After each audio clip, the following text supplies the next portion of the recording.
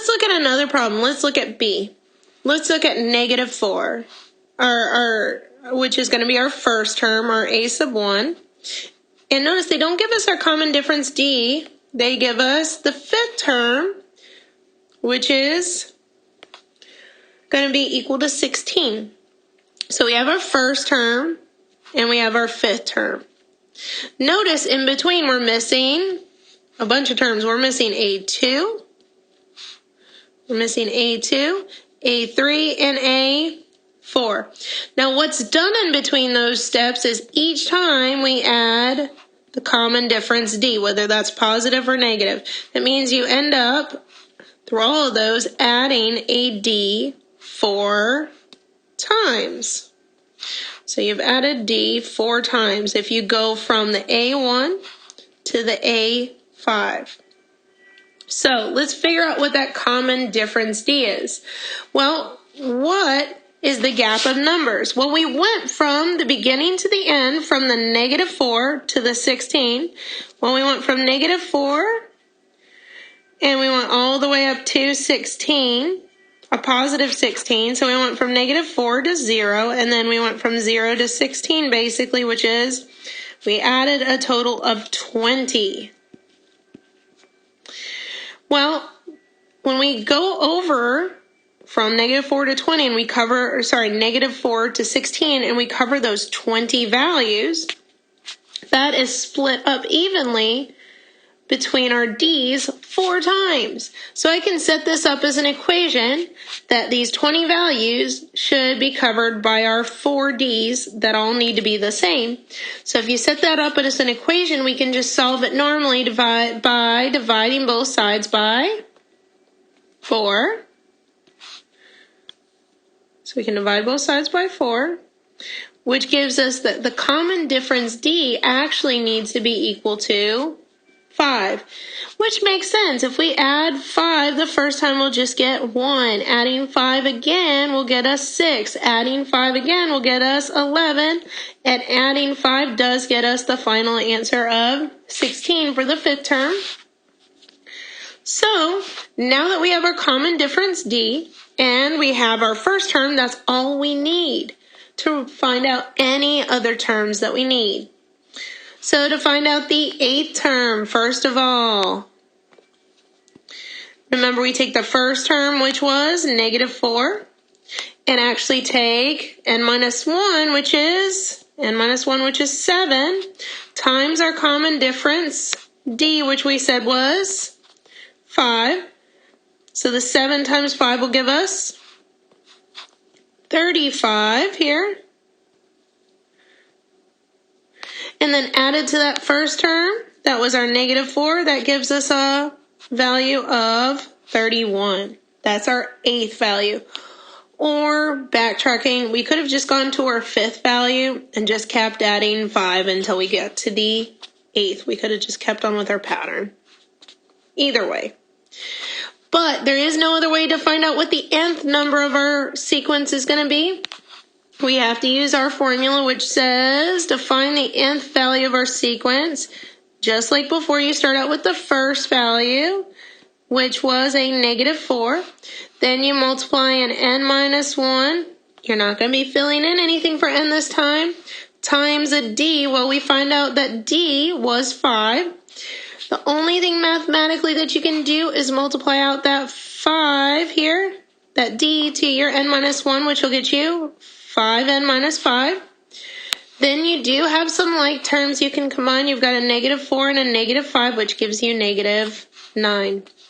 So we end up with 5n-9 is going to be our nth term. And we end up with our eighth term was 31, and we are done. Let's look at problem C. In problem C, we have the 15th and the 16th term. We do not have the first one this time. But at least if we have two terms that are one after the other, we can figure out what our common difference D is, because how are you getting from one term to the next? Well, in this particular example, to get from one problem to the next, you are adding a -3. So your common difference is -3. The question is, how do you figure out your first term? Well, we're going to have to actually work backwards a little bit. we'll use our formula. Our a sub n equals a sub 1 plus n minus 1 times d. So what we're going to use is our two terms we do know, which is we knew what a sub 15 was, and we knew what a sub 16 was. And we're going to use those, if we can, to kind of work backwards and find out what our a sub 1 is. Now, you can pick whichever one you want. We're going to use our, doesn't matter, let's pick the 16th term. Let's use the 16th term. You could use the 15th. Let's use our 16th term as our a sub n. And the formula says that your a sub 16, which we said was given to us in the problem was 5, is still that you take your first term, which we don't know what that is, and you add the n minus 1. Well, if it was our 16th term, n minus 1 is 15. And multiply it times your common difference d. Well, our common difference d, we said, we just found it, was negative 3. So that means you'll do your common difference d, negative 13, 15 times, which will give you a negative 45. So that's what you end up adding when you do your common difference of negative 3, 15 times to get that 16th term, which is 5. So if we treat this like we would a normal formula, how you get the a1 by itself is we're going to get rid of that negative 45 by doing the reverse. We'll add 45 to both sides, which will give me on the other side, on the left-hand side, a 5 plus 45 is 50. So what this does is now tells us that our first term is 50 from this sequence.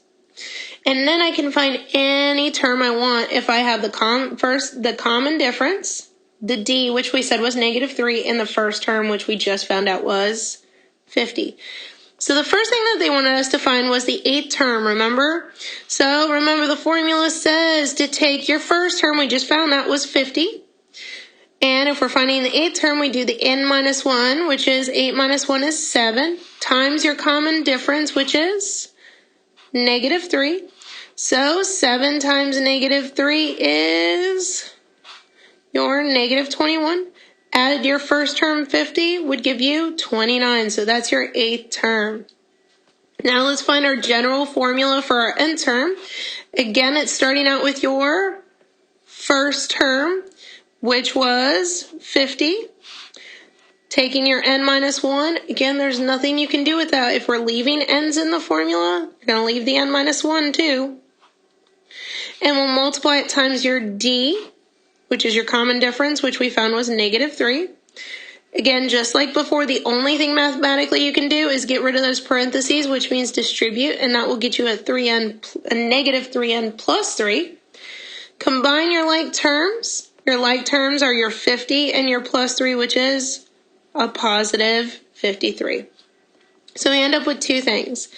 An a sub 8 equals 29, and an a sub n equals negative 3 and plus 53.